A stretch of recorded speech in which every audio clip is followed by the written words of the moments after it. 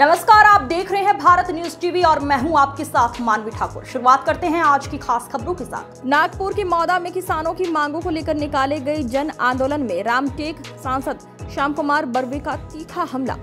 कहा, किसानों, युवाओं और महिलाओं का खुलेआम शोषण हो रहा है।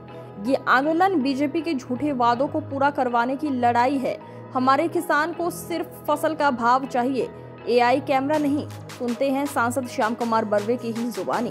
भारत न्यूज टीवी से विदर्भ प्रतिनिधी हंसराज। आश्वासन पूर्ण नाही केले तर आज आम्ही हजारोच्या संख्येने आहे, उद्या लाखोच्या संख्येने तुमच्या अंगावर येऊ आणि आपला हक्क घेऊन ठेवू।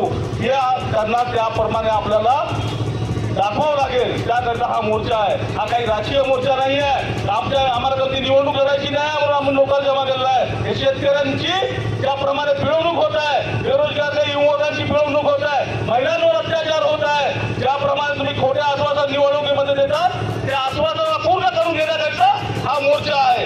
हे त्यांना दाखवायचं आहे। आपल्या आशीर्वादामुळे आणि माननीय श्रीबाबू केदार साहेबांच्या आशीर्वादामुळे आपण सर्वांनी मला संसदेमध्ये पाठवलेलं आहे। संसदेमध्ये ज्यावेळेस आम्ही प्रश्न विचारतो त्यावेळेस तो मंत्री विचारतो आम्हाला, कृषी मंत्री एवढ्या रागात कोण बोलता साहेब तुम्ही? साहेब तुम्ही आमच्या शेतकरी बघा, ऑटोमॅटिक राग येईल तुम्हाला। ज्यावेळेस त्या शेतकऱ्याची व्यथा बघाल तर रागातच विचारणार प्रश्न। आताच नागपूरमध्ये एक कार्यक्रमामध्ये त्यांनी एआय कॅमेरा आणलाय। त्या शेतकऱ्यांच्या शेतामध्ये एआय कॅमेरा लावायचा म्हणजे बोंडअळीला लवकर आपल्याला माहिती पडेल की बोंडअळी कधी लागली आहे। कारण की एआय फॅक्टरी कोणाची आहे, कॅमेरा कोणाची आहे हे सर्वांना माहित आहे।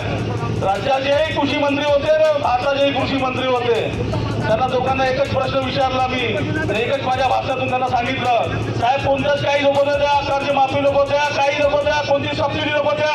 आमच्या शेतकऱ्याच्या मालाला जो भाव मिळाला पाहिजे, ज्याप्रमाणे आमच्या नेत्यांनी भर पावसामध्ये 12,000 कापसाला भाव दिला, त्याप्रमाणे फक्त भाव द्या आमच्या मालाला बरोबर व्यवस्थित। आम्हाला तुमच्याकडून कोणतीच भीक नाही पाहिजे, तुमच्या तोंडी बाहेर येणार नाही आमच्या शेतकरी। एवढं त्यांना समजावून सांगितलं आम्ही ना, पण त्यांना बेशरम आहे, निर्लज्ज आहे, फक्त वोट करीता काही बोलतात। आपल्या महाराष्ट्राच्या मुख्यमंत्री निवडणुकीमध्ये गळा फाडू फाडू सर्वांना चिडलावला, कर्जमाफी करणार, कर्जमाफी करणार। आणि त्याच्याच मंत्री त्याच्याकडे फायनान्स आहे, वित्त आहे, तो म्हणते मी नाही म्हटलं होतं का, मी म्हटलं होतं का, मी पुढे काय म्हटलं, मला म्हणायचं म्हणजे आम्ही विकास राहू म्हणून आम्ही देता येत नाही, मी नाही म्हटलं म्हणे। ज्यांनी म्हटलं त्यांना मागा, अशी हे महायुती सरकार आहे। एक म्हणते मी कर्जमाफी मागेन आणि एक म्हणते मी म्हटलंच नाही। आणि आता त्यांनी आपल्याला टीव्ही बघतो आपण लोक, त्यांनी म्हणलं कर्जमाफ जेवढ्या शेतकऱ्यांनी कर्ज घेतलेलं आहे त्यांनी भरावं, नाही तर त्यांच्यावर व्याज लागेल। जो काहीतरी आपल्याला वेळेवर भरलं त्याच्या काहीतरी मिळते ना आपल्याला, ते आपल्याला मिळणार नाही। नाहीतर अशा प्रकारची सरकार खोटारडी सरकार आहे। त्याप्रमाणे आपण सांगितले 15 लाख रुपये मोदीजी माझ्या गावी आले होते ना।